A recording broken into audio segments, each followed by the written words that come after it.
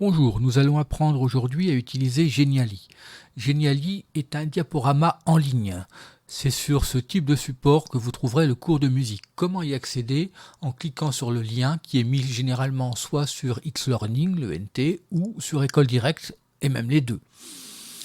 Lorsque vous cliquez sur le lien, vous arrivez directement sur le diaporama du cours que nous allons étudier. Par exemple ici, en 6e, le cours Musique et Antiquité. Vous voyez donc ici la page de présentation et, chose très importante, une petite flèche ici qui va vous permettre de passer à la diapositive suivante. Vous voyez, je clique sur la petite flèche et j'arrive à la diapositive suivante. Généralement, la seconde diapositive, c'est le sommaire, l'index. Attention, ce ne sont pas les numéros des diapositives, ce sont les numéros des chapitres.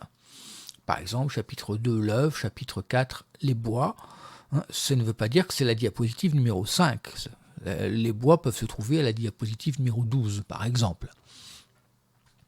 Autre chose importante dans le Geniali, la petite main qui se trouve en haut à droite et qui vous permet de voir tous les endroits où vous pouvez trouver des petites choses intéressantes sur lesquelles on doit cliquer, qui vont soit vous amener à une autre diapositive, soit vous amener sur YouTube, ou vous faire écouter de la musique, etc. Vous voyez, par exemple, ici, ce sont des liens pour aller directement au chapitre. On voit ici que toutes les petites mains s'allument ici, donc je peux cliquer.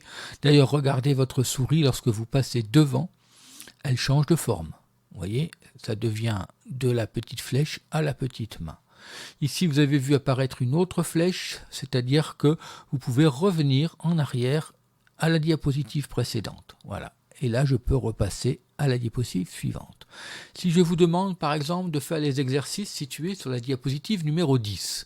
Si vous cliquez ici sur 10, ça n'a rien à voir avec la diapositive numéro 10. Nous allons là directement au chapitre 10.